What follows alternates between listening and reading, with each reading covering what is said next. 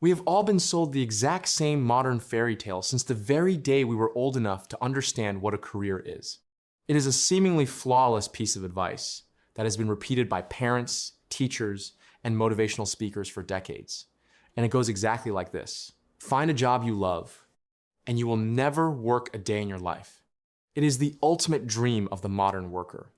The seductive idea that if you can just figure out a way to monetize your deepest personal passion, whether that is painting, writing, coding, gardening, or cooking, you will somehow magically escape the crushing, soul-draining reality of the industrial grind and achieve total psychological and financial freedom. But there is a silent, devastating, and incredibly dangerous trap hidden deep inside this dream. It is a psychological phenomenon that actively and aggressively destroys the very joy you are desperately trying to preserve. And in the field of cognitive science, it is known as the Overjustification Effect. Discovered through a series of famous psychological experiments in the 1970s, researchers observed something that fundamentally challenged our understanding of human motivation. They noticed that when you take children who naturally love drawing and suddenly start giving them a tangible, external reward for doing it, like a shiny gold star, a certificate, or a piece of candy, their internal, natural desire to draw completely collapses within a matter of weeks. The moment the researchers stopped handing out the external rewards, the children stopped drawing entirely. Their brain had subtly but permanently shifted the core reason for the activity. The narrative inside their mind changed from the liberating thought of "I do this because I genuinely love it" to the transactional thought of "I do this because I am being paid to do it." The external reward effectively cannibalizes the internal drive, transforming a deeply fulfilling act of play into an exhausting act of labor. This precise psychological mechanism is exactly why turning your beloved hobby into a full-time, monetized career so often results in a deep, agonizing burnout that leaves you completely hating the very thing that used to bring you peace. But to truly understand why your brain reacts this way, we have to look much deeper. We have to look at what you are actually trading your passion for. You are trading it for money. As we look back at the long, dark, and heavily manipulated history of human civilization, we realize that money was never simply an innocent tool invented to make shopping easier.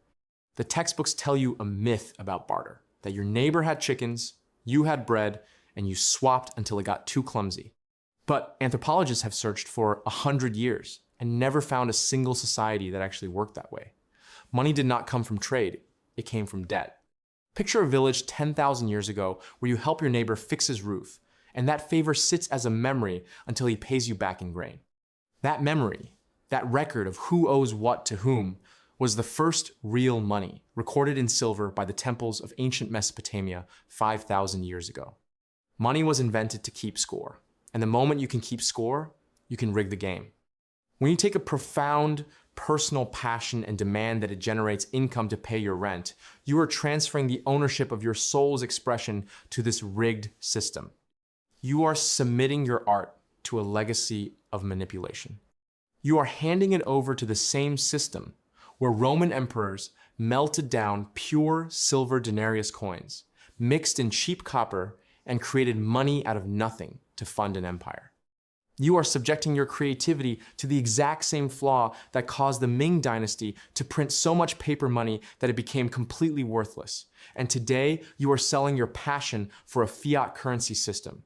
Since the 15th of August, 1971, when President Richard Nixon severed the US dollar's tie to gold, the money of the entire planet has been backed by absolutely nothing you can hold.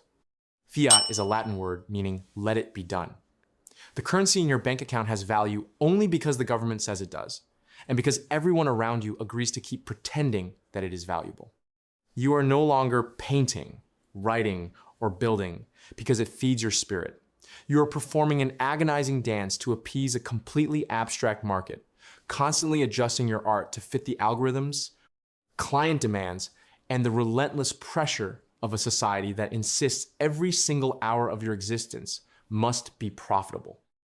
This quiet, internal tragedy of the modern worker perfectly mirrors the most disturbing societal experiment ever conducted in modern history, Universe 25.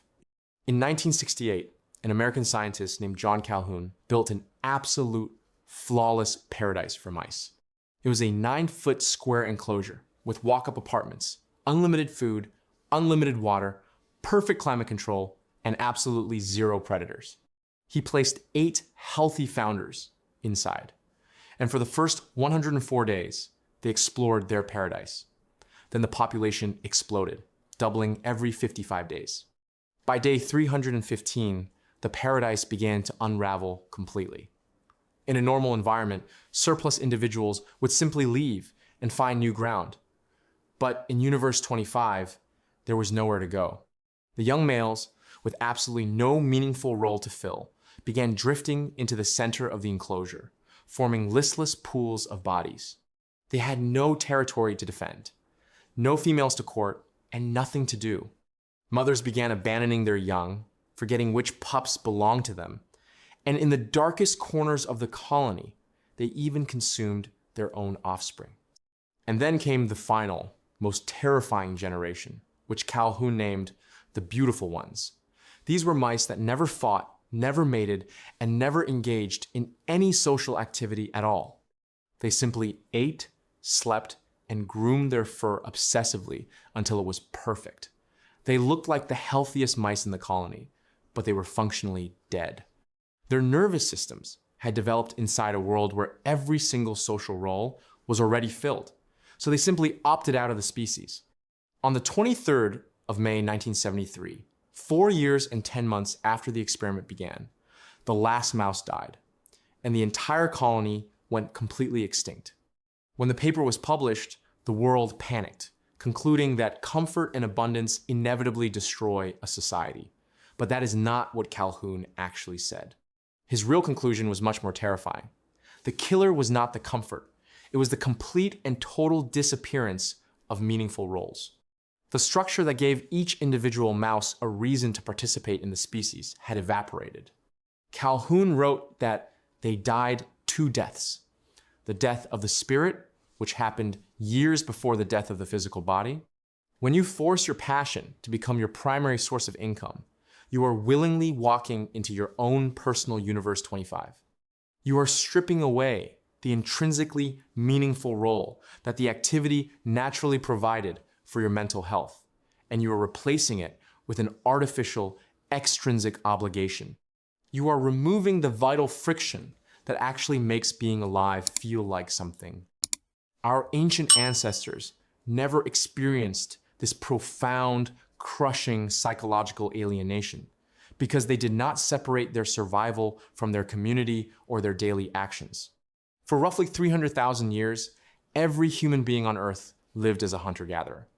We look at them and assume they lived miserable, starving lives. But the data proves otherwise. In 1968, anthropologist Richard Lee published a study on the Kung Bushmen, tracking their time down to the minute, and found that they worked a total of about 15 hours a week. That is barely 2.5 hours a day spent on everything necessary to keep them alive. They did not have bosses, they did not pay rent, and they certainly did not earn an abstract salary for their efforts. When a Hadza hunter walked 20 miles to track a giraffe, or when the grandmothers in their 60s, who actually provided more than half of the camp's daily calories, went out to gather roots, they were not doing it to accumulate fiat wealth or climb a corporate hierarchy. They did it because it tangibly, immediately, and undeniably sustained the people they deeply loved. In their world, sharing was not an option. It was an absolute, unbreakable rule. If a hunter killed a large animal, he distributed it, often taking the worst cut for himself. Generosity was their only savings account, creating a deeply connected society where no one was allowed to hoard resources or feel superior to anyone else. Anthropologists look back at these ancient humans and call them the original affluent society. They did not possess massive material wealth. They possessed the ultimate luxury of time to sleep, to converse, to play, to pick lice from each other's hair, and to simply exist without the crushing weight of industrial productivity. We lost that natural, beautiful rhythm when we invented agriculture. We invented work that someone else owns. We invented bosses, and we invented bills. And to maintain this massive economic machine, the powerful elite of the 19th century created the modern school system. Based on the strict militaristic Prussian model, schools were specifically designed to break curious, free-roaming biological organisms and shape them into compliant, standardized cogs. Capitalists like John D. Rockefeller funded these mandatory public education systems because, as their internal documents stated, they did not want to create philosophers or independent thinkers. They desperately needed a massive supply of obedient workers. The modern worker mindset is the ultimate toxic culmination of this centuries-old trap. It is an ideology that aggressively pushes the narrative that every single hobby must become a side hustle, every natural talent must be monetized, and every waking hour must be optimized for maximum financial return.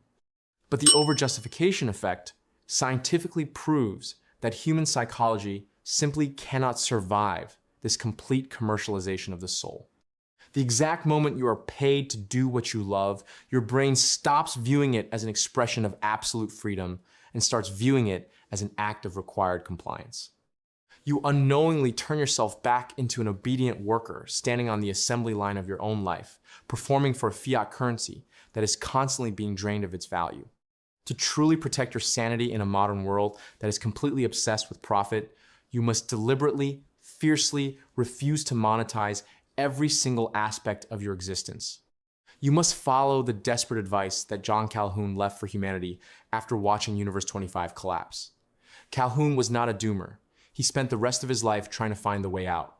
He concluded that as our physical space and economic freedom contract, the only way forward is to extend ourselves into conceptual space, into ideas, into networks, and into the work of building entirely new roles that do not exist within the traditional economy. He called this ideational generativity, the relentless human drive to keep making new reasons to be here. You must ruthlessly protect at least one thing in your life that you do purely for the absolute sake of doing it. You need a passion that generates absolutely $0, that conforms to no algorithm, and that answers to absolutely no one. Because keeping a small piece of your spirit completely, entirely separated from the fiat money system and the worker mindset might be the only guaranteed way to ensure that your soul actually survives the modern world. If you want to continue uncovering the invisible psychological traps, the historical deceptions, and the biological mismatches that society has programmed into your mind since birth, hit the like button right now, subscribe to the channel, and ring the notification bell so you never miss our next deep dive into the illusions of modern life. The only way to truly escape the machine is to first understand exactly how it was built. Keep questioning your programming, and I will see you next time.